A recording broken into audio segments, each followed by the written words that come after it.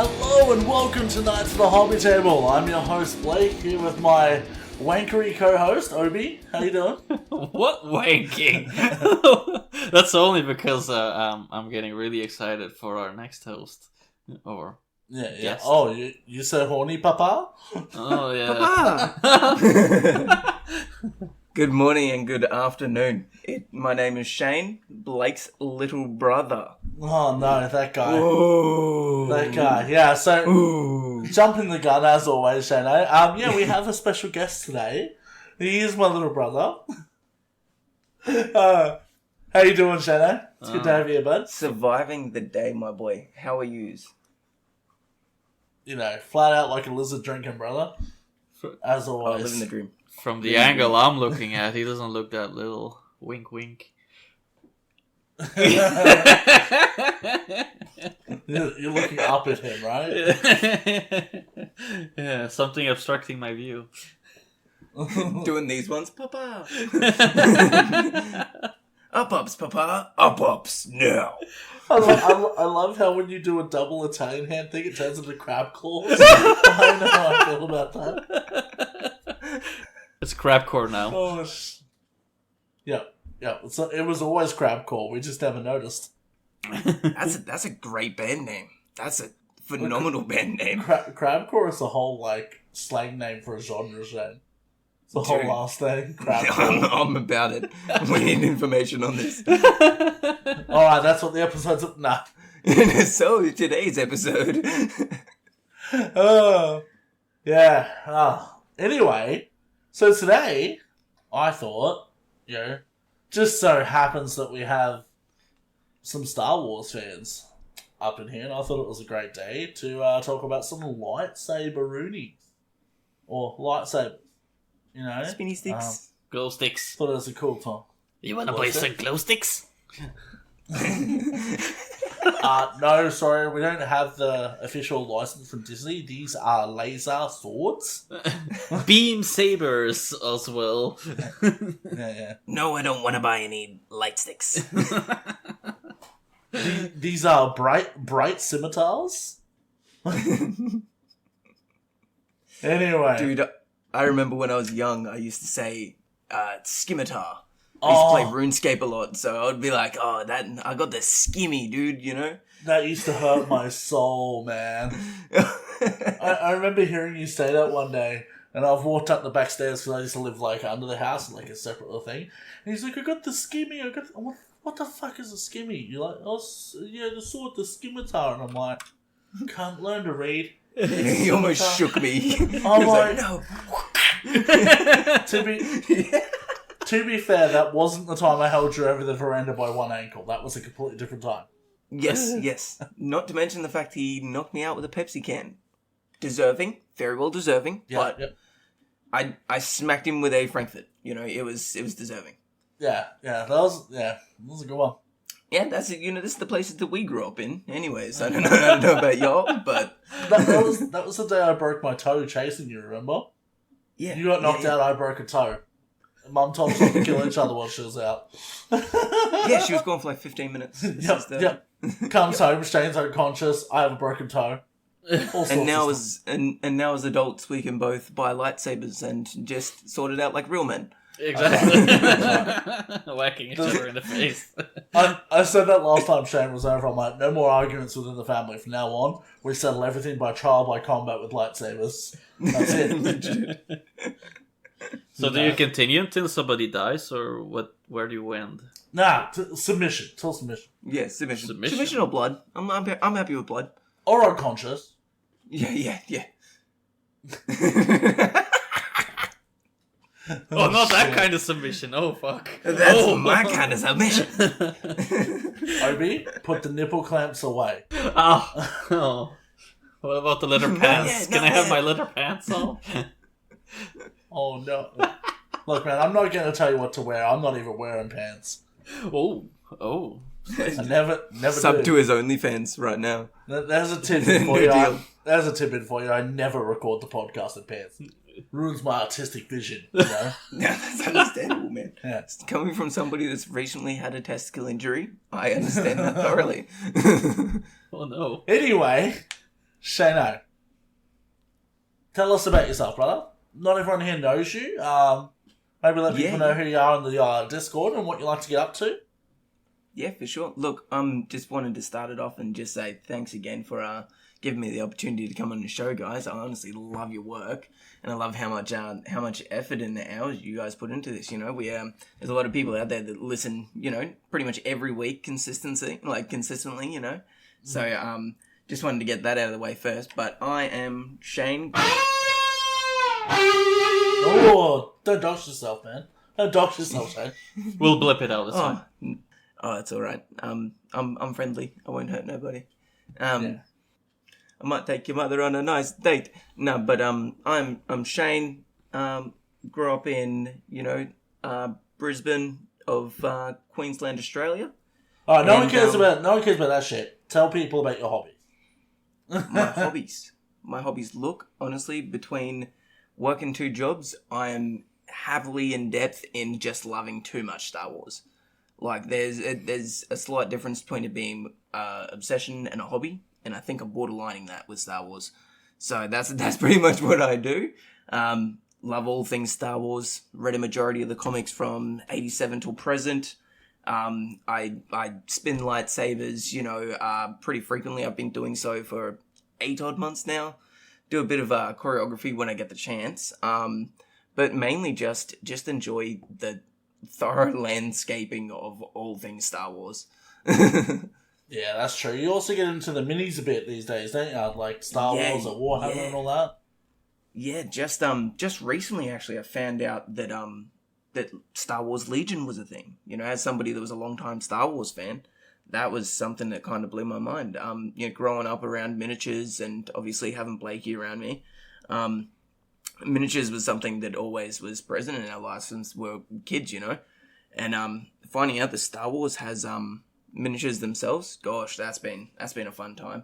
And it's been good to have obviously this podcast as well. Showing, so you're 7 years younger than me, and I've been doing Warhammer for on and off for 15 years.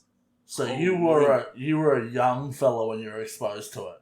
You would have been maybe 8 or 9 when you first came across it. Yeah. A youngling.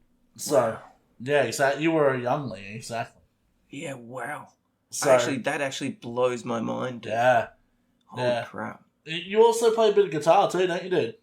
Yeah, man. Yeah, love a bit of guitar and love all things metal. You know how we are. You fit in. yeah. Look, I wouldn't say that I'm good at guitar, man. But I definitely enjoy the passion.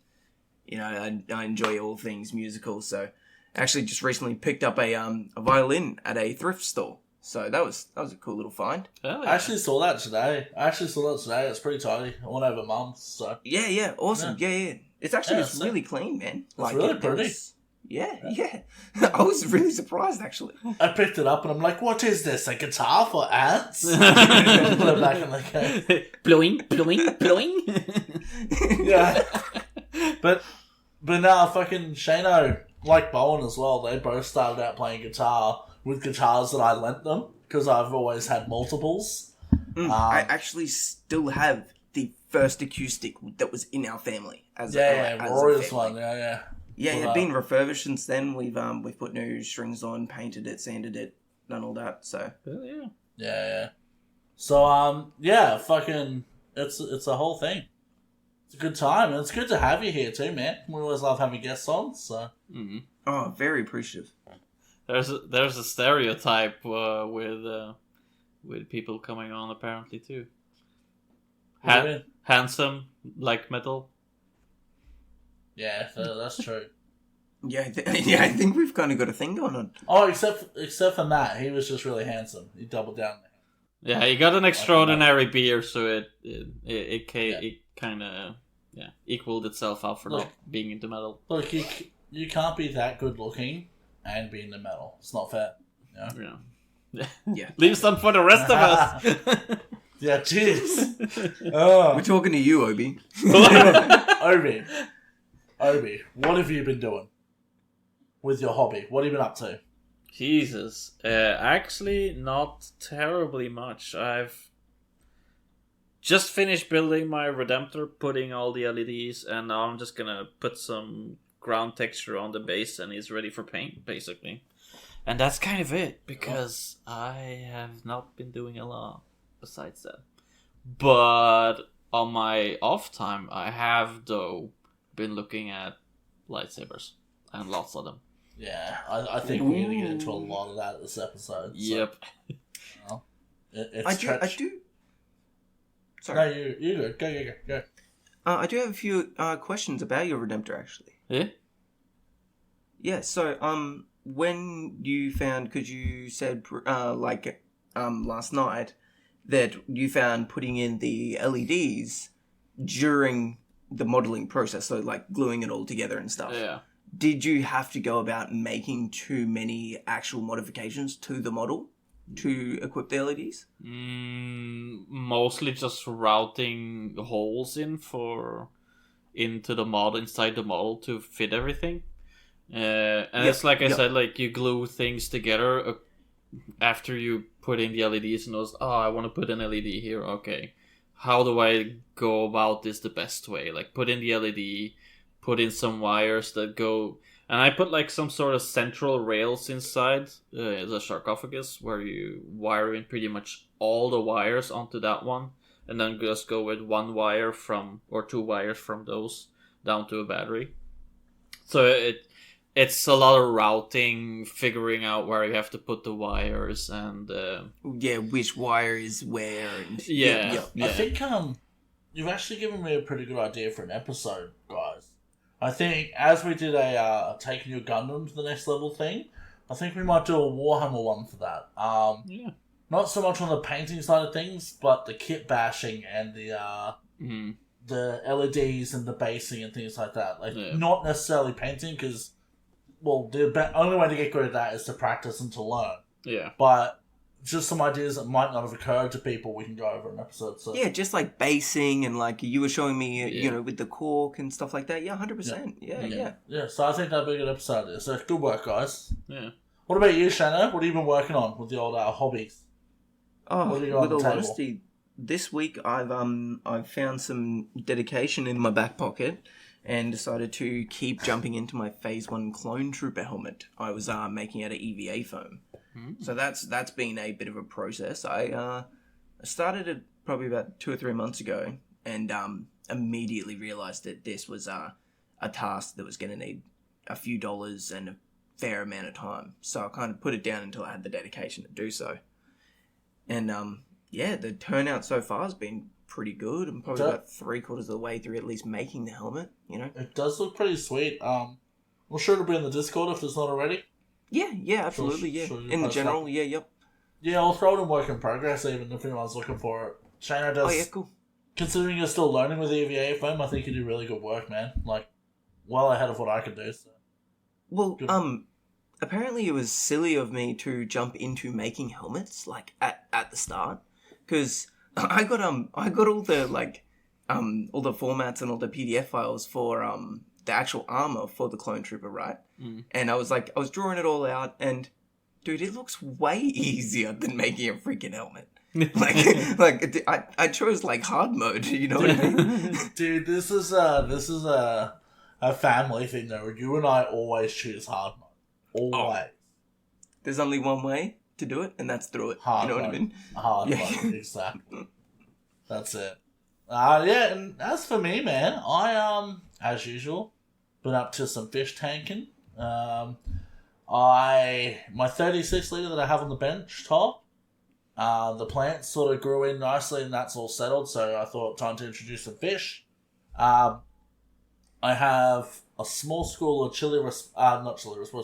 neon tetras, a small school of emerald-eyed rasporas, and one betta or Siamese fighter fish in koi colours. He's really cute. We named him Captain Jack. He's rad. And yeah, he's just... In case you're curious too, guys, on some occasions you can have fish in with male fighter fish. Because you just need to pick fish that school and fish that don't look like the fighter fish and are too quick to be attacked. So, he's tried to get the other fish a few times, but he just cannot get anywhere near them. he's not quick enough. So That's you sort good. of just do it That's that good. way. So at least he's not being kind of like the alpha of the entirety of the tank. So everything kind of maintains he like thinks he is, but no, the other fish just don't care because they're at a school. They just Sounds like evade me. effortlessly. Yeah, that sounds like me. yeah, like when you go to school and beat up kids. Fuck yeah, no. I do that as an adult. That's funny. I just go to schools and I'm like, all right, who's been messing around today? Oh, you got detention? That's funny. All right. So, Shane, do you want to tell us what the fuck a lightsaber is, brother? Well, a lightsaber, honestly, it can be many things. You know, it can be used from a bit of custom art for your decor of your room. Obviously, movie props, series props. It can be even, you know, like just a tool on your actual cosplay or anything like that. You know, but the main thing is it has founded from obviously a sword technique, and you know, you can obviously use that in a whole bunch of different ways. So there's a whole bunch of different techniques and styles that you can use within obviously sabers and lightsabers. So that creates a whole different, I guess, avenue for you know. We'll definitely get into the hobby side of it and stuff like that. But so, what can people expect when they, you know, like, what does it even look like if they haven't seen Star Wars? Like, what are we talking about? Like, especially the ones that we can order, you know, because especially the ones that obviously that we can get our hands on and are great for dueling props, all that stuff at an affordable price. You'll make sure you have sci-fi in mind. Obviously, all things sci-fi, but just a you know, like a LED stick that has a very durable handle that is an omnidirectional blade, so there's no edges or anything like that, and they used in a lot of you know, prop films and stuff as well. You ever go down to like a fire spinning place or anything like that, you see a lot of LED props, so a lot of people bring them down there. So yeah, well, that's it, man. So basically, they're generally an aluminium hilt, right? Like an alloy hilt with an electronic chassis slid into it, with an LED at the top. So think a torch. Sort of like a torch, but with different colours. There are different styles, but we'll get into that. And you screw in these PVC pipes, and you use basically PVC, and you use those to fight one another, and you know, press button or twist activation to turn the fucker on, and make all the cool fun stuff. So there's a very large spectrum of obviously, and we're gonna try and cover as much as we can today, but you know, one episode can only be so long. Yeah, that is one question that I do have to say was probably harder to answer than I thought. What is a lightsaber? You know, yeah, exactly. Like I'm like light stick that glows. How do you explain it to someone who's never seen Star Wars? You know? I was just trying to wrap my brain around it. You know. Yeah, exactly. All right, so Obi, where does the hobby side of this come in, man? What do we got going on? There's like a few different spectrums here that you can like go in closer on. We can probably start off with the basic ones. It's just like saber stunts, or you know, like twirling. They call it as well, I guess. And what's the other one? Like saber spinning, I guess. It's kind of a hobby in its own, just to learn how to do these things very fluidly, very like getting a nice flow, I would say. Keeping up with your flow of the saber to make it look like nice and florally. Doing to make it look almost decorative. Yeah. Like it's an art form in itself. Like I think if you would have like a slow motion camera on it and then just like play the motion of the lightsaber itself while you're doing those spins. Yeah, I think that would be a really cool effect as well. So we were how many days a week do you train with your sabers, Shane? Because you're insane. Honestly, if I have a heavy work week, I try and get out there 3 times a week. But if I'm like available, like if I have more time, I'll be out there 5 days a week. So that's minimum 3 days a week training, and it shows, minimum. man. Yeah. One thing we did realize though, because I've said a few times I collect swords, and I'm very I wouldn't say I'm a swordsman, but I know my way around a blade. And we found out while we were dueling that I can get the kill shot very quick, but I can't do the tricks that Shane can do. Yeah. I just cannot. Like, if it was a fight, I'd win it in a few strikes, but as far as, like, actual lightsaber style, with the twirls and all this, I've got nothing on Shane. Yeah. Nothing. Yeah. I'd love to take a moment to elaborate on that a little bit. So, with especially combat dueling, there is a like a rapier almost form of art that they do in dueling. So that is the easiest way to calculate skill. Okay, so they do it almost in Olympics. Like at massive Comic-Cons and stuff like that. They do these shows where they are lightsaber fencing. So they essentially come to blows, but it's the first 2 blows that'll be kill shots, right? Yeah.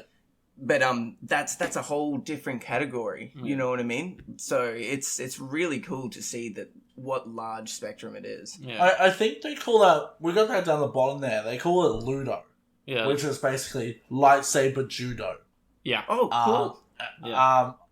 Also, not judo, kendo. Kendo it is, yeah. Oh, okay, yep. Oh, yeah, kendo, Not judo. Kendo. I was misreading, but it's kendo. So, you know, if you've ever seen in the Olympics and all that sort of shit, they have dudes with the kendo sticks and the armor, and it's point-based for strikes. Same thing for lightsabers as far as I understand. Yeah. So, yeah, that would be much more up my alley as far as my style, but that's just because I've come from a practical standpoint with swords. Yeah. You know, you don't want to be spinning a fucking long sword. People lose arms. Yeah. It's not nice.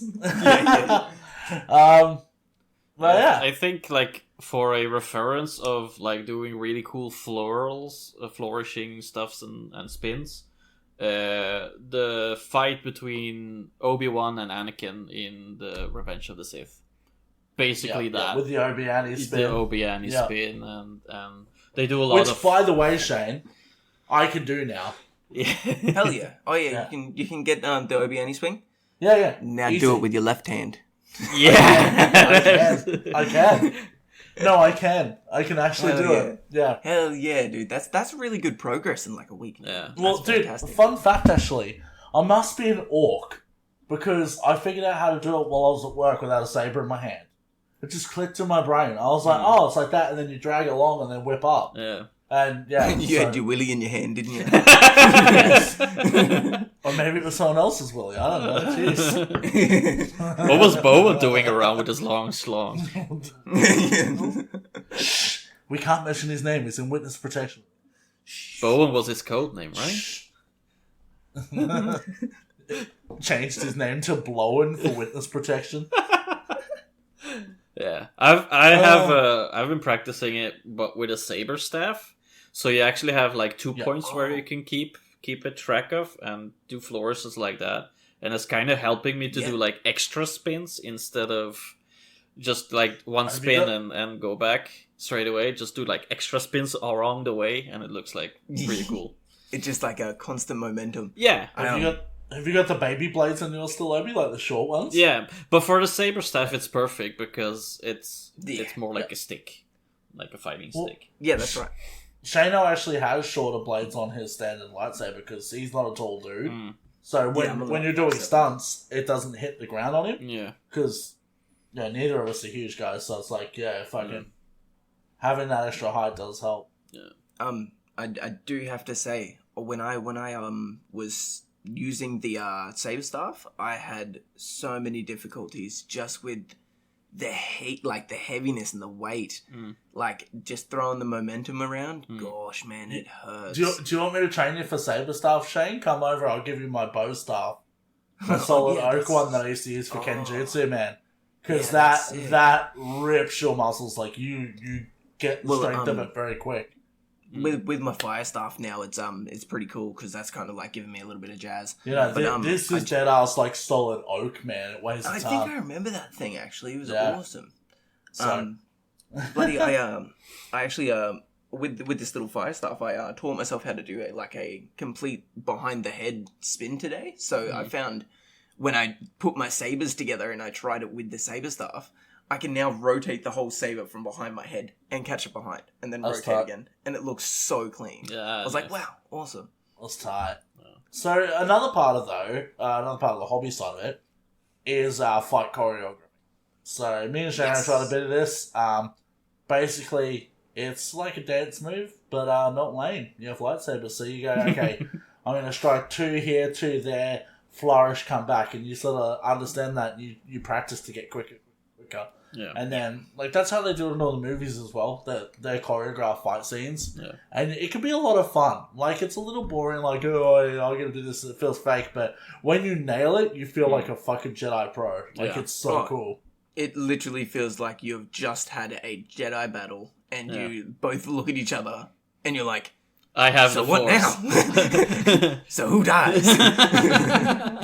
Yeah. I've been teaching my kids at least from Mike Starwalker, his name is just the basic 1, 2, 3, 4. So we're building up to That's what we were doing. 5 and 6. Probably next week or something. So we're building up slowly and just adding a little bit of variations every now and then.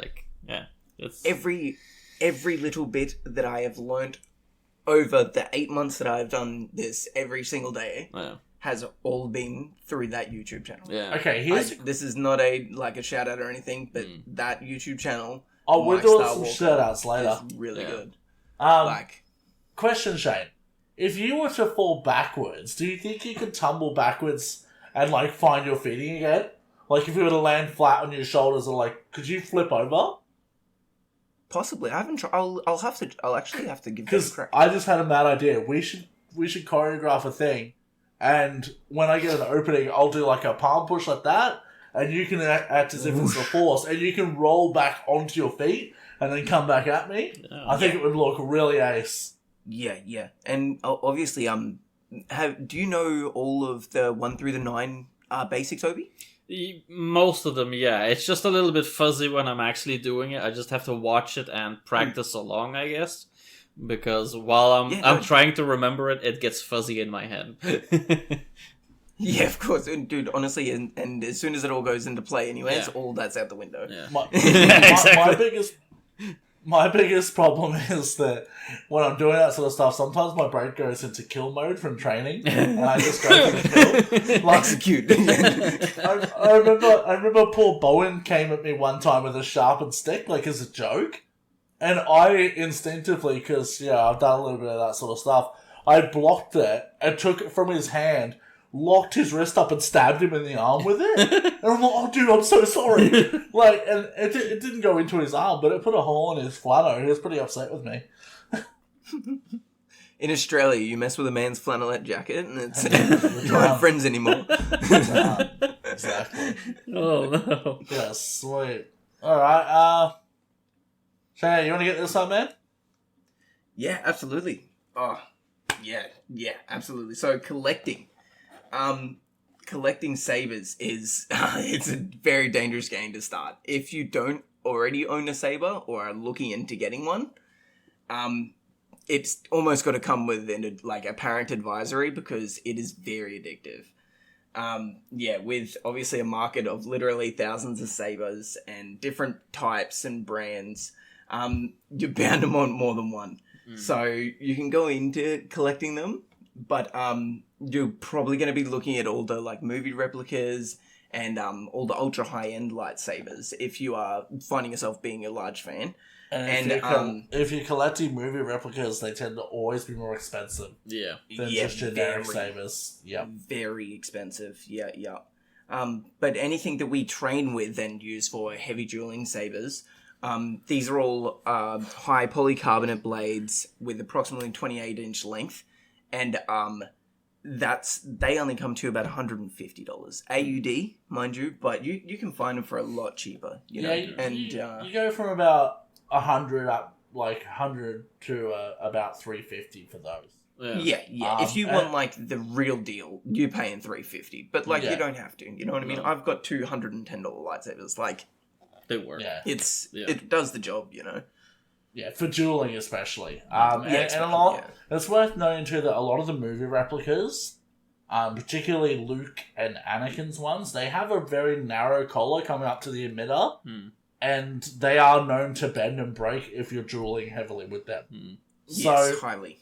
If you wanted to get one to collect and you wanted to really make it fucking awesome, I would actually recommend getting one of those in a Xenopixel.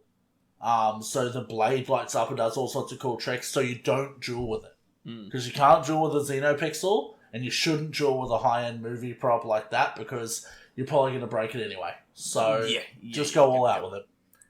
Yeah, take that with a grain of salt. You don't want to get out your $1,000 lightsaber anyways, I'm sure. Yeah, exactly. And they do go up into the thousands for high-end stuff. Yeah.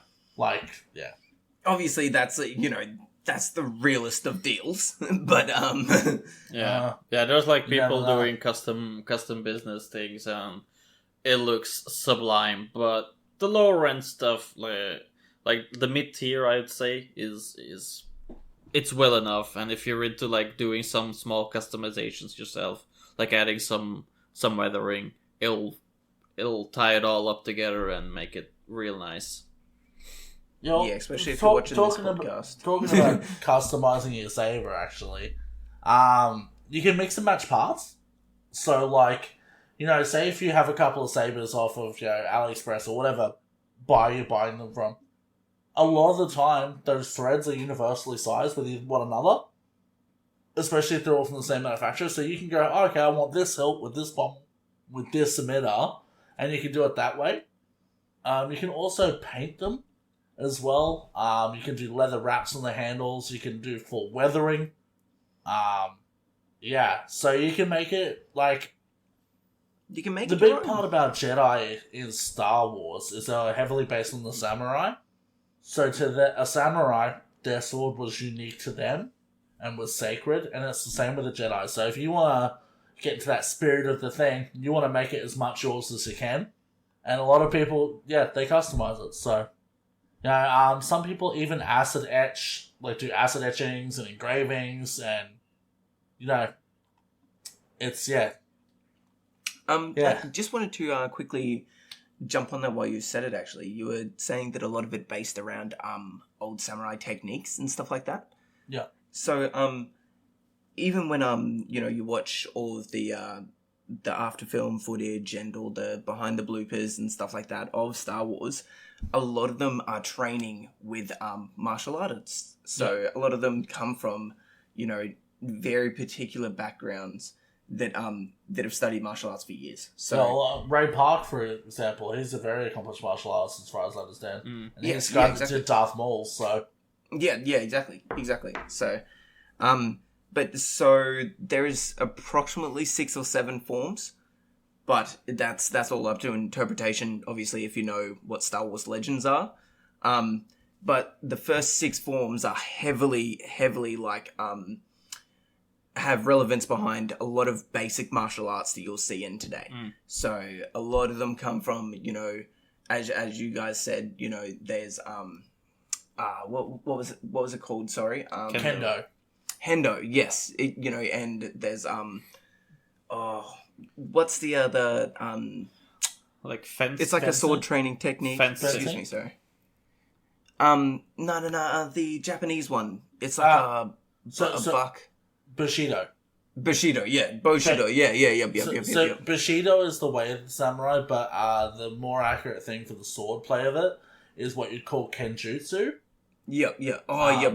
Yeah, so Kenjutsu is the more no-nonsense martial art, whereas Kendo is the sport of it.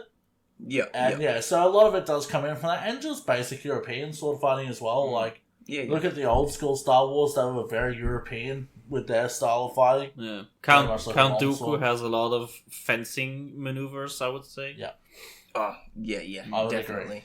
I would agree. His I know this is a bit nerdy here, but Count Dooku was actually one of the most vicious Jedi of all time, just due to his fighting style. Yeah. Because he wasn't aiming to obviously be a Jedi, because you know how he ended up.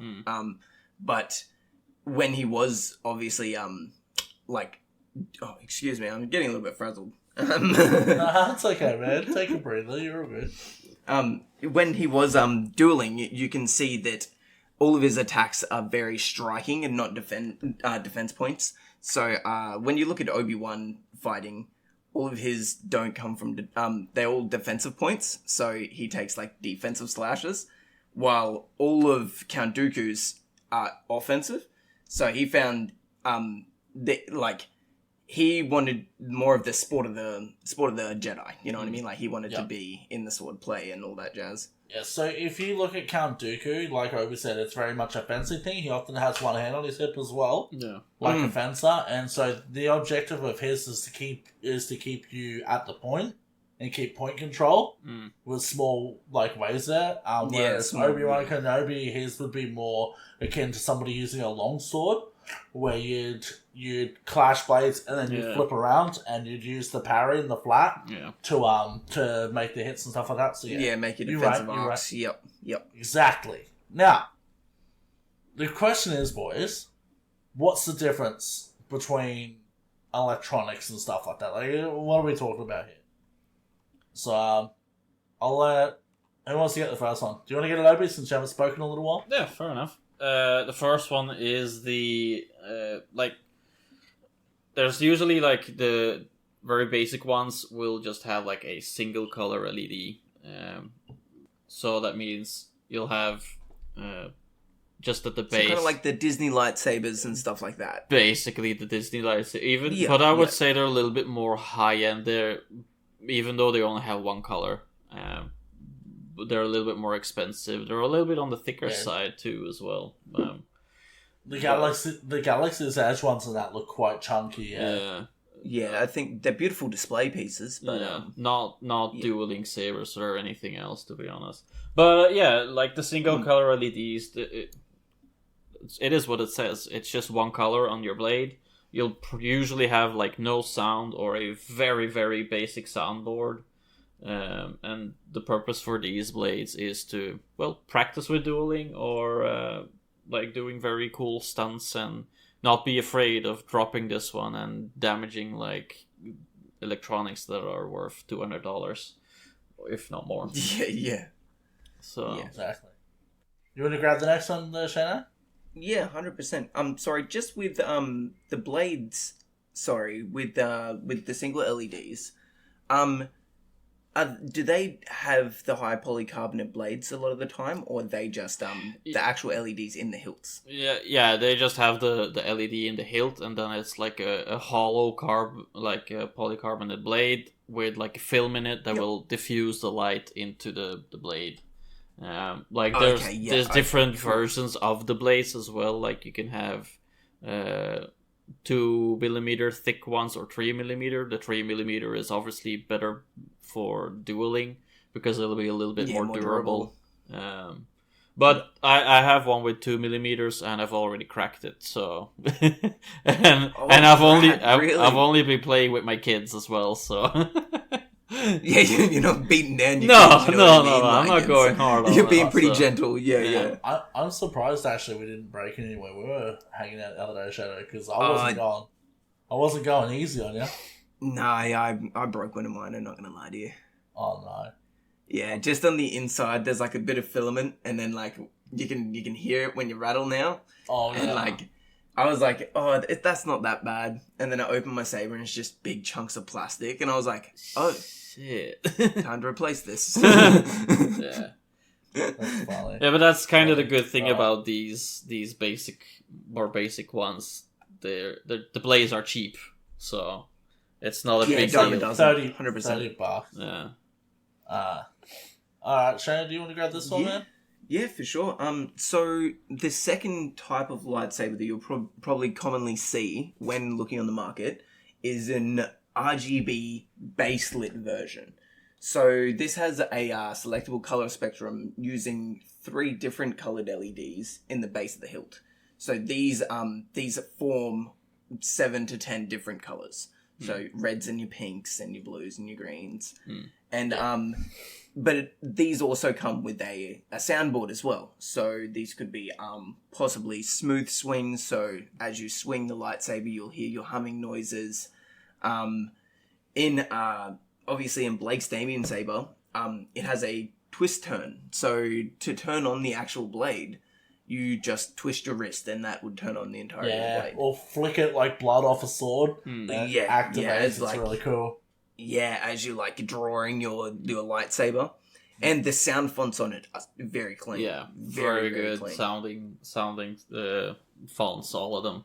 Like my kid taught me another move. Like if you twist it one way, it will turn on the saber. If you twist it the other way, it will switch sound font as well. And I was like, my mind is blown. Oh my god! Oh my god! I knew if you twisted it, it could change, but I did figure out if you twist it the opposite way. I thought I was just twisting it wrong. You know? Yeah, exactly. I honestly thought I just broke mine when I did it. I was like, oh shit. Leave it to the kid to figure it out, and us old cunts can't. Yeah. Yeah, those freaking boomers. Yeah. So your next type is Neopixel or Xenopixel blade. There's a few other names for it as well, but the long and short of it, the length of the blade, the plastic, has LED stripping inside of it. The LEDs are individually programmable. These are usually a lot more expensive, but can still be had for about $200 if you want a less descript hilt. You know what I mean? Like, I know you can get like a Revan style one or just a more like straight one. Yeah. And then you can customize that yourself, but you can have the cool LEDs and that. Yeah, so they have one of my mates got like $250. So so you can have an SD card installed, different sound fonts and all that sort of stuff. So yeah, if you have a PC, you can learn how to do that shit. Some sabers can store 40 to 60 for sound fonts with the RGB spectrum, all that sort of stuff. But you got to be aware that there is LEDs in the blade, so dueling with them may cause those to break, and it's about $150 for a blade. Yeah, if you break those, so just be careful. They are cool, and Shane has also said that generally that they are heavier. So not as acrobatic for dueling, but you can still spin with them and stuff if you know what you're doing and you're not prone to dropping it. Yeah. But they are really sick. When you press the power button, the light will actually travel up it like it's being deployed like a proper saber. And there's all sorts of shit. You can make them do gamer colours like rainbow and shit. So at night time, it looks really nice to deploy it and stuff. You know what I mean? Just another quick thing on the soundboards and stuff of the Neopixels and Xenopixels.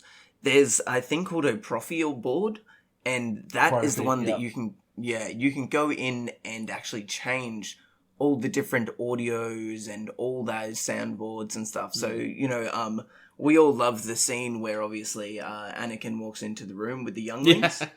And, you know, you can get that as a sound font on your saber. Yeah. So, you know, if that's your jam, you can have that. Yeah. Yeah, you can have the younglings screaming in pain. Exactly. Yeah. Who doesn't need that in their life? Exactly. There's also the GVH3. Yeah. Golden Harvest. CFX like is also one. VFX, there you go. Yeah. Like Shannon said, highly programmable boards. Yeah. But fucking pricey. Yeah. These are the sorts of ones where, like I said, if you have a high-end movie saber that you're very fond of, like, say, Luke's is your favourite, you can buy Luke's, and that's the sort of saber I would kit out with something like this, because you're not going to duel with it, you're not going to break it. Yeah. Great for decor pieces. And it's just going to always be cool as hell. Yeah. I think the big difference between like the more affordable now Neopixel or Xenopixel, whichever name you use for it, is the fact that you can customize. Like the Neopixel and the Xenopixel is ready fonts. You probably with some programming skills can adjust them. The Profi will be more accessible to edit the sound fonts to what you want them to be. But also more expensive. More expensive. Yeah, bear in mind. And truth be told, like, I had the RGB one with just the 12 sound effects, and that's cool enough. Yeah. You know what I mean? So I imagine if I bought the NeoPixel, Hmm. and it had a shitload more already, I don't think I'd be busting my balls to get a Profi all of a sudden. I'm not that hardcore into it. I'm more likely to go all out customizing the hilt rather than worry about the sounds it makes, because to be honest, a lot of the time I use it on mute. Yeah. I'm there for the style, so... Yeah, we're all hobby boys here. We all want to paint stuff. That's right. Yeah. I actually but yeah. had a question to the guy that does Damien Saber. I messaged him on YouTube and stuff too. And like the NeoPixel board is actually pretty good, accessible with like adding more stuff. Because I wanna add like an accent LED in the hilt. Same way that Starkiller's saber has like the. You want to do a kyber crystal, yeah. Do a kyber crystal inside the hilt and have it like shining through the bottom end and like have some battle damage around the hilt and still have that LED shining through. So that's cool. Yeah, that's just a quick breakdown if you don't know what a kyber crystal is either. It's the crystal that powers a lightsaber. Yeah, it's the focus crystal, basically. Yeah. If you don't know that stuff, definitely look up some Star Wars lore. I suggest you watch a movie. Exactly. So some brands to look out for, guys. Let's go through it, As I said, Damien Saber, highly recommend. Even Obi said, he's contacted them off YouTube and that. They do talk to you. Yeah. They're good dudes from what I can tell. And my one that I got a cross-scale style one. It's the build quality on it is gorgeous. Absolutely gorgeous. So can recommend. Yeah. Next one would be LGT Sabers. They are basically the company that manufactures most of the lightsabers, like the ones that you can interchange the parts with each other. They usually make all the different parts, and they'll... I think LGT and Damien Saber are even like a similar company or owned by the same people. Yeah, I think Damien Saber was the owner of LGT or was a employee from LGT, and then it just sprouted off something along those lines. I don't know exactly. Yeah. But they're good guys. They know their shit. They're updating their software very often, so if you have anything wrong with them, just message them and they'll send you out a replacement or whatever. And truth be told, a lot of resellers you look for, like that you find, are probably just selling LGT or Damien Sabers. So fuck those off, go on AliExpress and just go straight through those sellers on there. Yeah. I can't recommend every middleman. Exactly, I can't recommend every seller on AliExpress. Yeah. So obviously it's AliExpress. Yeah. But Damien Saber Official and LGT Sabers Official are both reputable. And if they fuck you around, you can get your money back pretty easily. Like, it's pretty on there. Yeah. Use PayPal, obviously. Protect yourselves, but they're good. I view them as pretty much risk-free. Yeah. I actually bought my first ever saber from Oz Sabers. Yeah. Which I think they have a contract with them. Yeah. Yeah, so they're just a reseller. You paid an extra bit of money on top, basically. But they have it's weird actually because it has a completely different soundboard. Like all the buttons are different, all the same as my Damien Saber. Yeah, it's just that but do you remember when I showed you one of my lightsabers and you were like, "Oh, this is really different to my other one." It's probably because it's an older board. I bought a saber for my kid as well for his birthday, and my eldest kid had a saber from before, and the eldest one has the Damien saber, the white PCB with Dark Wolf, which is the swing on and 12 sound fonts, and my youngest, who I brought the Kylo Ren looking saber crossguard, he has an older board which is a red color, and it has no smooth swing. It has a few little less sound effects. It's not as good, but for his age, it's pretty much perfect for... It's more than he could ask for, so... That's fair enough. He would feel like the coolest kid in school, man. I think he is. Badass lightsaber. I think he's very happy with it, so... Come on, He's his probably Kingpin. his dad's a famous podcaster. Of course, he's having a good time at school. And he's damn good looking too. You guys can't see it, but damn. Holy moly! You want to grab the sunshine now? Yeah, of course. Yeah. If you are looking for some really, really high end sabers, going into the near $1,000 range, Saber more, Trio, or more, even more, yeah. Saber Trio and Vader's Vault have got to be some of the best quality out there. You can find spot on movie replicas, spot on, from actual series and comics, like Ahsoka Tano's video games lightsabers to a T, video games, The Fallen Order, all of it really high quality, really good boards. And probably just leave them in your room and never touch them because they're that expensive. Yeah. Yep. Exactly. And the other one is 89 sabers. They're another one on AliExpress. They're sort of like LGT and Demon Saber, but just more high end. Their stuff sort of starts at 400 or 500. And goes saw up them on over Etsy the 1,000 as well. mark. Yep. Yeah. Yep. But their stuff's pretty good. Yeah. Obi, do you want to hit us with this next part, bro? Yeah. On the brands that we had a few brands that we recommend, but there's also a few brands that we would say do not buy. You could probably get away with it, but it's the saber industry has changed so much the last 3-4 years, I would say, that it's just not worth going with the older brands anymore. One of them being Ultra Sabers. Shane, you have an Ultra Sabers, right? Yes, I have one Ultra Saber. Yeah. Yep. Do you? Yes. Oh, I didn't even know. Oh. Yeah. So, I like I said, back in the day, not 10 years ago or something, they were pretty much top of the line, best you could get.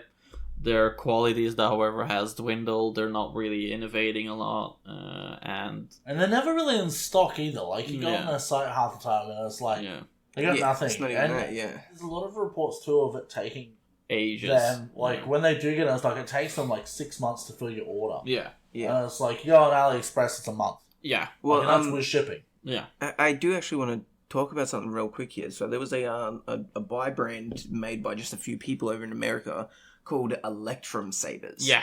And they have the full it's like a touch board to turn on your lightsaber and stuff like that. And their orders are actually made to fill. So their orders take up to 6 months. See, I think when it's that custom though, that's fine. Yeah. Yeah. But when you're just producing them and putting them up on your website and you're oh yeah, it's in stock, but it's going to take 6 months to even fill the order. I don't think that's good customer service. It's shit. They're just trying to piss in your pocket. Yeah, 100%. Yeah. So I do have friends that have 2 Ultra Sabers. So the Sakura one, a more custom one. And I've handled those and they are really nice. They've had them for probably 4 or 5 years. Oh, wow. But, the guys I'm talking about, Shane, but they're nice, and I was pretty blown away when I first saw them. They were the first sort of aluminium hilted sabers I'd seen besides, I'd seen. Before that, it was just the ones from Kmart, so I was oh, these are really cool. But now, having my Damien saber, I'm dude, they're just not of the same quality. Yeah. They're just not, so... I'd like for them to surprise us. I'd like for them to pick their game up and start innovating again. But unfortunately, they put all their money into advertising and not into actual quality and customer service. Yeah. I think the next company also kind of follows that line, Saberforge. I think they've been trying to sweep up a deal with LGT as well to do more... to do something more similar, to be a reseller for LGT. And because they have a cheaper line now going as well, but in the end, just go with LGT straight away. Go on AliExpress, find the LGT or Damien Saber, and you'll be more secure that you'll actually get a saber within 1 month, maybe 1.5 months lately, because shipping problems still happen because of the pandemics or whatever. We got it all the way from China. Mine arrived in under a month. Yeah, mine always gets here in three odd weeks. It was shipped within 3 days, and it got here within a month. So yeah. Alright, so YouTube channels that we would recommend. Shayna, I know this one's your personal one here, for dueling. Oh, yes, yeah, of course. Yeah, for dueling, the one and only Mike Starwalker. This dude has some of the best explanations of the primitive basics of all saber understanding. Anything you want to know from points 1 to 15, defensive poses, stances, the whole shebang, he will be your man. Yeah, definitely looked at him as well, like, especially to do, like, the basic choreography and, like, try and teach my kids a decent enough way to actually whack each other with a stick without actually hurting themselves, because without poking an eye out. My youngest kid, he is a little bit too aggressive. He has the Kylo Ren swings, like he takes it from the back and he just like sweeps at you, and he hit my knuckles a couple of times, and I still have a scar from it, man. He is brutal. So I'm trying to teach him a more controlled way, the way of the Jedi. The way of the Jedi, not the Sith. Yeah, No. He got that Sith at it. Yeah, It's only the Sith that deal in absolutes. yeah, exactly. I love that saying, because that saying only a Sith deals in absolutes is dealing in absolutes. It's like the largest absolute. Yeah, I'm like, what? Okay, mate. It's like the meme of Spider-Man pointing at Spider-Man. Yeah. Yeah, exactly. Exactly. The next one. Yeah. For spinning and acrobatic stuff like that, Michelle C. Smith. She's like I think she promotes herself as a full-time ninja or something like that. I think she's a stunt woman. She's a stunt double. Yeah. She's a stunt double. Yeah. She does amazing I love her, work. dude. I reckon. Yeah.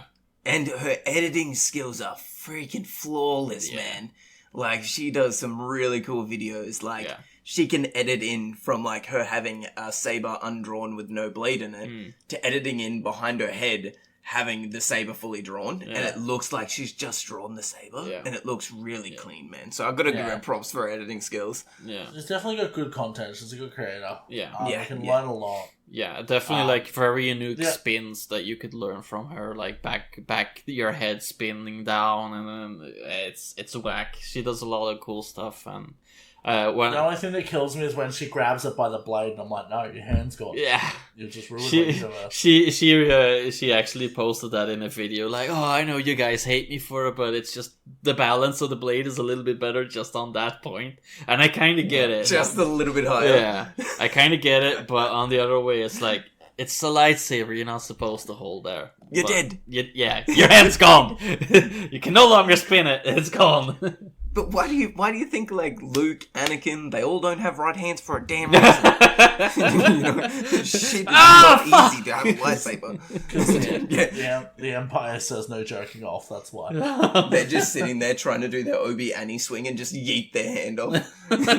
Well, actually, that's one thing that I found very interesting recently is someone asked me, like, oh, why doesn't everyone just carry lightsabers in the Star Wars universe? And I explained to them, because I've been listening to a lot of lore and stuff like that, I'm like, the idea is that they are so deadly that if you even accidentally tag your hand or elbow, whatever, you lose that event. So the idea of it that you need to be force sensitive is because you need those reflexes to not hit yourself with the lightsaber. Right? And my favorite thing was, I don't know if you've seen the most recent series of Mandalorian, or it might have even been Book of Boba, I don't know which it was, but he hits himself in the leg with the darksaber and fucks himself up. Because he's not force sensitive. He's an extremely good warrior, like, unbelievably good warrior, and even he can't wield it properly and tagged himself in the leg. Yeah. So I think that's a cool little tidbit of lore. That, why doesn't I everyone have also lightsabers? Because they'd fucking die. Yeah. The main reason why Mando obviously couldn't hold the darksaber was because he had too heavy stuff on his mind, right? Is that correct? I think he had the saber would get that- heavy like every time it would swing. That's why the more you held on your mind. Yeah. That's why he's having trouble swinging it without it being encumbering. But I still think that even if it weighed nothing to him, in fact, if it weighed nothing to him, I think he'd be more likely to cut his whole last leg off, because keeping a track of She where that goes through blade like is, butter.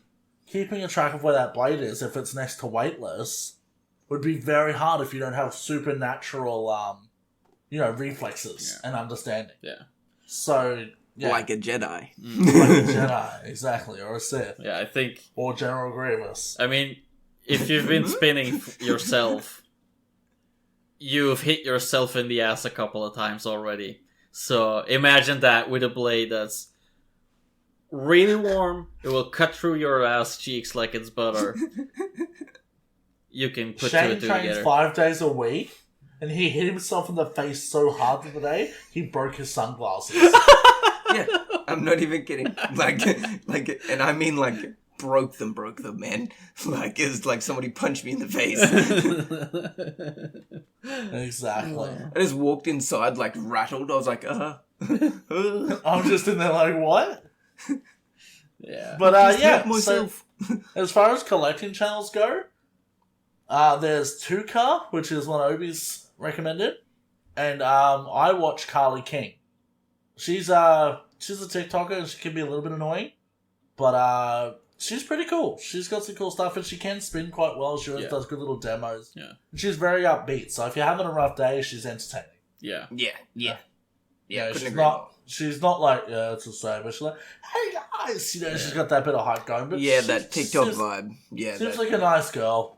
Does good work at the sabers. Like, she is quite good at it, Yeah. so holds her own in her own way. So I reckon I'd hold my own against her. I really loved the episode she did where she met Ray Parks, and she got a lesson from Ray Parks with her Darth Maul saber. That's a really good episode. So yeah, I thought that was rad. And the other one for lore, I'll just do this one because it's my recommendation as well. For lore on YouTube, I recommend the Stupendous Wave. They do great stuff. Just wanted They cover everything, and just wanted to add in one as well on top of the lore side. You can actually go and watch all of the audio comics straight from the Star Wars audio comics YouTube channel. And it is worth noting that a lot of the comics aren't canon anymore, though, so keep that in mind. Star Wars has that weird schism where anything that happened once after Disney acquisition Turned into Legends canon, and Disney canon is slightly different, but I'm sure you'll figure that out if you watch enough videos. But they're so beautiful to put on before bed. Just hearing Yoda talk in like a beautiful comic strip is just... It's really cool. They have some good So voiceovers. sleep you must. Count the sheep you will. very nice. So Shane, do you have anything more to add on the subject of lightsabers? Honestly, just don't give up. If you feel like you're not progressing, if you feel like you're just kind of in a rut with it and you don't want to learn that next new trick, just keep trying, man. Keep hitting yourself in the noggin, keep hurting your fingers, and just keep trying. And if you're hitting yourself in the knuckles a lot and it hurts a lot, just get gloves. Yeah. They will help. Yeah. You can get gloves with like little plasticky bits and rubbery bits over the knuckles. Would highly recommend if you got sensitive fingers. I know I do, so I'm thinking about getting some. A Jedi wouldn't really get gloves, so I don't need them. So That's not true. Anakin wears gloves. only because he's missing a hand. So? You don't want that robot gooiness on it. You didn't... Look, I don't know about you, mate, but if I could fucking flip somebody off and look like a T-70 Terminator, I'd be down for that, yeah. I don't know, man. I just got a feeling, because there's like a lot of cords and stuff. Like, there's got to be fluids and, like, you got to power that stuff somehow. This isn't the alien universe, man. Robo-goo. Yummy. Use it as lube. Yeah. My tip of the day is Anyway. definitely wear protection when you're playing with kids. Use a helmet or goggles, and Oh my god. I hope no one ever takes that out of fucking context. I thought the exact opposite. I thought you meant like, get the kids buckled up and suit them up. They're in for it. the younglings. Oh no! Oh my gosh. Yeah. We've seen it play out before, boys. Not just the woman and the men, but the kids too. Fair enough. That's funny. So as always, if it's we're talking about sabers now, we're at our little part of the show where we like to talk about some heavy fucking metal and review an album here and there, usually much to Obi's dismay, because the bands he liked don't put out albums often. They did! And we're doing it next time. Yeah. You gotta remind me which one that is, by the way, so I can listen to it. Sick. Anyway, this week, we are talking about the new Machine Head album. Of Kingdom and Crown, it's called. So, Obi, I know you've had a pretty thorough listen. What do you think, man?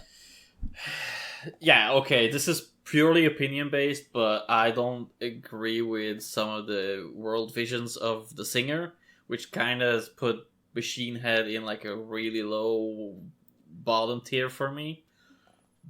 But that doesn't mean that this album is actually freaking good.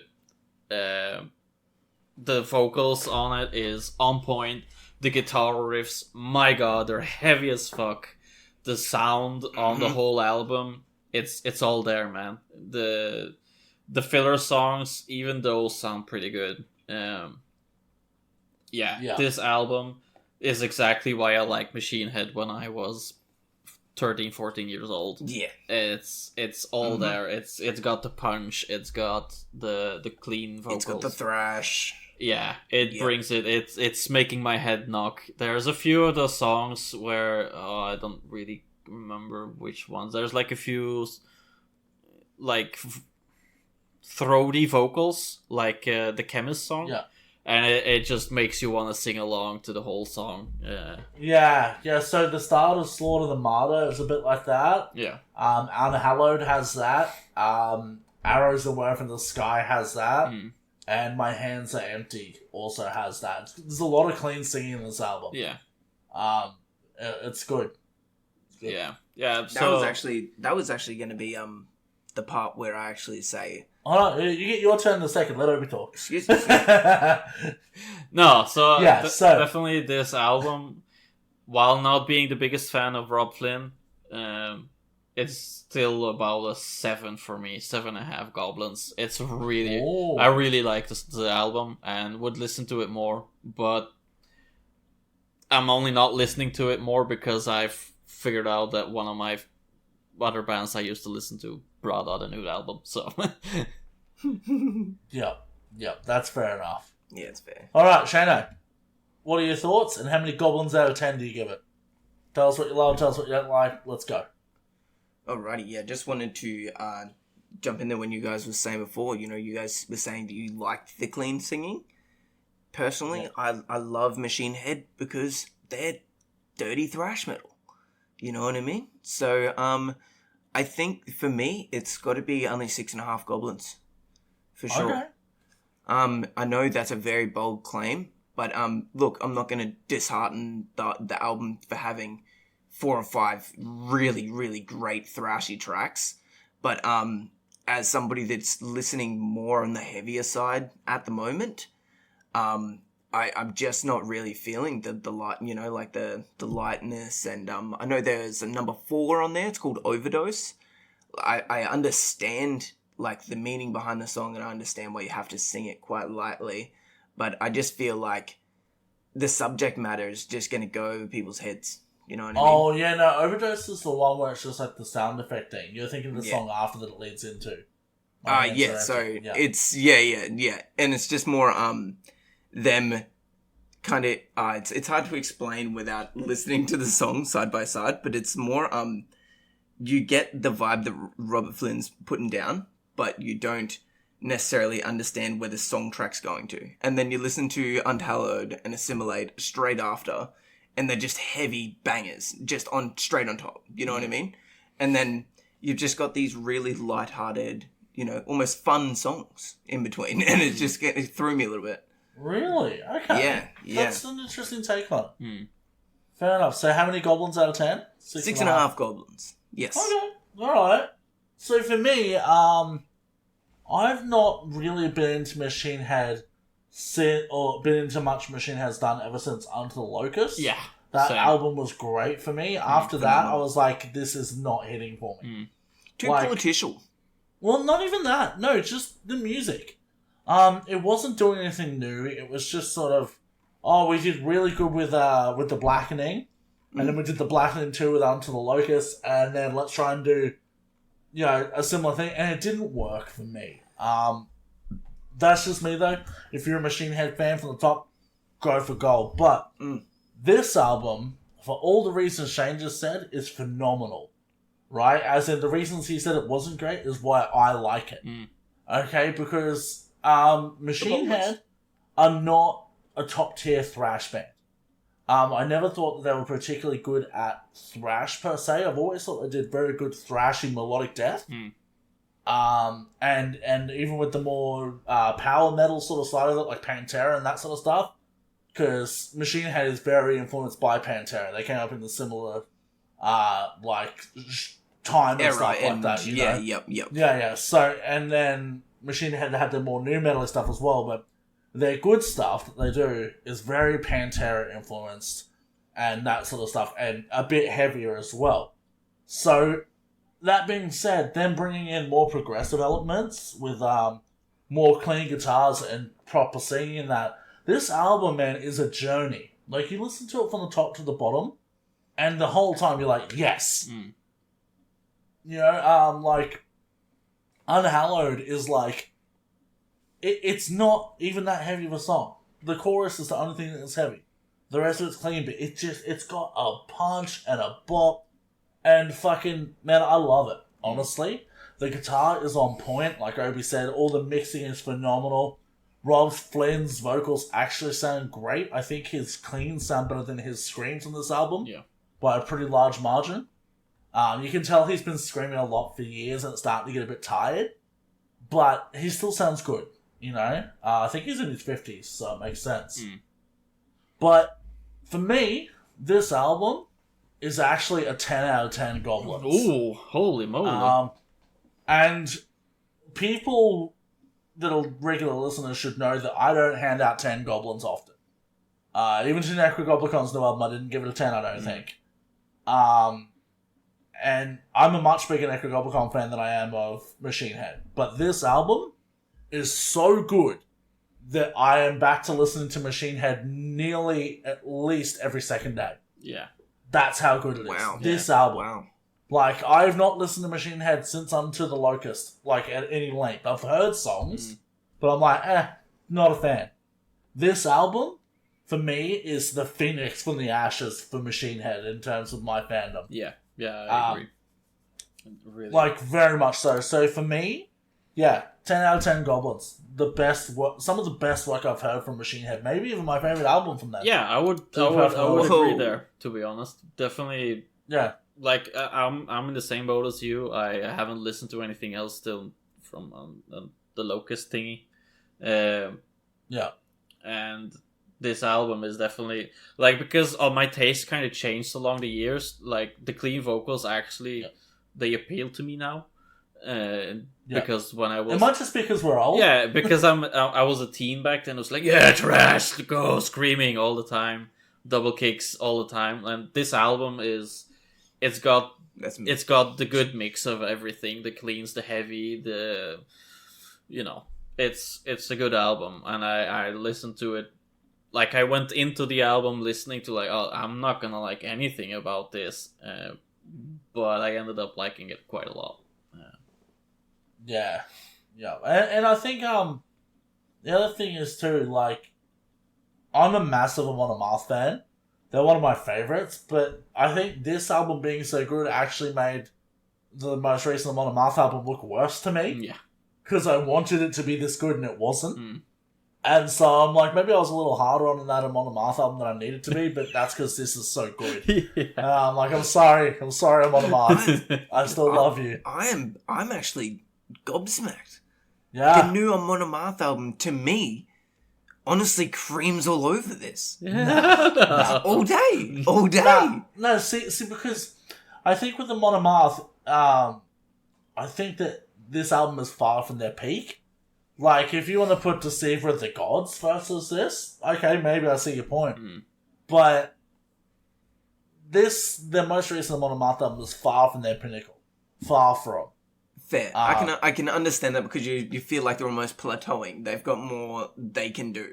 Look, everyone, as we said last time, everyone has an it's okay album. Like Korn had Korn 3. Yeah. You know, that album was like, I still don't listen to it. I'd rather listen to a Modern Mouth than that. Like, to the Great Heathen Army, I'd rather listen to that than Korn 3. I think partly as well why we both have these opinions about it as well is because just recently I've started listening to more Amon Amarth, so it kind of feels like it's new to me, right? Yeah. I just recently actually, because I've been hanging out with one of my other friends, Matters, we've just been listening to Machine Head the whole time. You know what I mean? The last 3 months on repeat. So I feel like we were kind of getting ready for this album to be like god tier, fantastic, coming in with the real big heavy hitters, and it was like, oh, okay. Yeah, and like, just to clarify what I said earlier about this being my favourite Machine Head album, I'm not saying that every song on this is better than every other old Machine Head song. That's not true. Like, there are some straight bangers, like, you know, like, that would compete with anything on this album, but this album, for me, there's no skips. Not one. Yeah. You know? I like that, man. I like the way, the fact that you like this album like that, dude. You know what I mean? Well, he wrote it as a top to bottom album. Like, you're supposed to listen to it top to bottom, because he wrote it during COVID after watching Attack on Titan. So Attack on Titan was actually the inspiration for this. That's like the thing. So, fair enough. Yeah. But yeah, so that's it. 10 out of 10 goblins for me for this album. Sick. Big goblin rating. Big goblins. Big goblins. Big goblins. Big goblins. Sweet. Obi, this is your thing here, brother. Hell yeah! We've done our music section, and as promised from our previous episode, we are going to announce the winner for the giveaway from our org package. Thank you very much, Snowprint. Tacticus. Yeah, well, thank you, Tacticus, for allowing us to give away such awesome few dudes. You've got the orcs now. Have you played a little bit of the campaign? I haven't gotten to the campaign yet, but I've been using some of the characters. Yeah. And they're very fun. I like the orc captain guy with the axe. He's really rad. He does like this cool... his like ability, it makes 3 people with you rush. Yeah. Like really hard. Yeah. And it's gotten me killed a few times, but it's also super fun to just yeet on people. Yeah. It's very orky. So, it's very orky. They're really cool. Yeah. So yeah, we've had 26 people entering the giveaway. Does anybody want to use the number generator from 1 to 26 and give me a number? You know what? Shane, I'm going to let you do it, bro. Since you're the guest. Totally. It'll feel much more impartial if you're doing it. Yeah. Woo. So the way we've done it, basically, guys, is we've taken all of your names, we've assigned it to a number, and whatever number comes up on this number generator, live on air, it's going to be who wins the contest. And if the person doesn't claim it or whatever, then we'll just do it again and give it away to the next person. Yeah. Alright, Shanna. Alrighty. On 3, 2, 1. 1 out of 26, the winner will be number 5. Number 5. Random number generator. Who's number 5 there? That's on your list? Acid Panda. So congratulations, Acid Panda. I'll be contacting you and I'll be asking for your player ID. Excellent. So Excellent. Congratulations. Awesome. That is awesome. Couldn't have gone to a worse human. Oh no, I love Panda. He's a good person. I love Panda. Panda's good. One of the OGs in the Discord. Good lad. Yeah. Good. Yeah, cool. Awesome. And just a quick welcome to all the new people that have joined our Discord. We're very happy to have you. We can't wait to get to know you all. Yeah. So, it's cool. Yeah, there's going to be plenty of new things coming, I do believe. Oh yeah, we've always got plenty in the pipeline around this place. Exactly. We've it's an oil disaster waiting to happen. We've had loads of people commenting and adding their posts, and I hope you'll all share your work in progresses and discuss more about either the game or 40k lore or whatever other hobbies you're into. So yeah. And tell us what you think about the new Machine Head album in the music tab on the Discord. Yeah. I'd love to hear people's thoughts too. Exactly. Awesome. So yeah, obviously, as we've said, we've got a Discord. It's fucking awesome. It's full of cool people like us, and other cool people. You know, get in there, make some friends, encourage each other to hobby, and share the good vibes. We Make also sure have you're loving hard. exactly. We also have a Patreon, which is lighting isn't cheap, and to keep Obi's light above his editing dungeon on, so he actually gets some artificial vitamin D. We do require a bit of support here and there. You know, it's actually not cheap to produce and make podcasts, and it is a big time sink. So the more you guys put in, and the more you support us, the more we can give back to you in quality content and all sorts of other little knickknacks and whatnot. You know. Little giveaways and all Yeah, the exactly. good things. Think of it as an investment in your entertainment. Yeah. You know? We can only give back as much as we get, so... Yeah, exactly. And, you know, if we're being supported, we're going to work way harder for that, too. Yeah. You know, if no one supports us, then it's like, okay, well, why are we really doing this? But, Yeah. you know, if we have supporters and fans and that, we're always going to work harder for those people so we don't disappoint them. And the people, working alongside with you guys on Patreon and stuff like that as well, support, hopefully, in the end run, getting merchandise like T-shirts and cups. Yeah, exactly. I think we'll be selling T-shirts eventually. But we got a lot of stuff in the pipeline that we're still working on, so just stay posted. But the other thing is, too, we have a Spotify playlist where Obi uploads sometimes the whole album, sometimes just tracks that we liked off the album that we review, and eventually we'll probably have multiple playlists because, you know, you can only have so many songs on a playlist. We also have socials. We have Instagram, we have Facebook. We're not hugely active on it because, honestly, me and Obi run them, and we're not social media people, but we are there. We like to interact with people when we can. You know, on the other hand... So come say g'day. Yeah, we are usually mostly on Discord, so if you want to hang out with us pretty much live, 100%. we're usually in the voice tech channels hanging around, playing games 100%. or painting or whatever you feel like doing. We're usually up for anything. Exactly. And the other thing, when we first started this episode, this show, I remember saying to Obi and Bowen at the time, I'm like, man, if we even get 50 listeners, I'm going to lose my brain. Like, that's huge. Like, we didn't think anyone would actually listen to this, and we have actually just well and truly, and when I say well and truly, I haven't looked for a while, but last time I looked, we're at least 100 past 1,000. Like, we're at well over 1,000 downloads for this podcast on Podbean. Yeah. So, thank you all for your support. You're obviously telling people that it's out there and stuff like that. And yeah, just keep doing it, guys. Keep showing your friends. You know, get passionate. Because if you can get your friends into hobbies, then that's even cooler because you got people to hobby with. You know? So, yeah, we're just thank you for your support. Like, we're truly humbled, to be honest, man. And it's huge. Yeah, it's been good times. The actual number for listens is 1,297. So, Whoa! Yeah. Whoa! That's huge, man. Well done. Well done. Thank you. Yeah. Thank you. So Coming for 2K, let's go. yeah. 2K my before gosh. Christmas. Oh man, I think we could do it. We could definitely. Alright, do it. that's the new goal, guys. Pump us up. Let's break 2K before Christmas. Yeah. We need your help.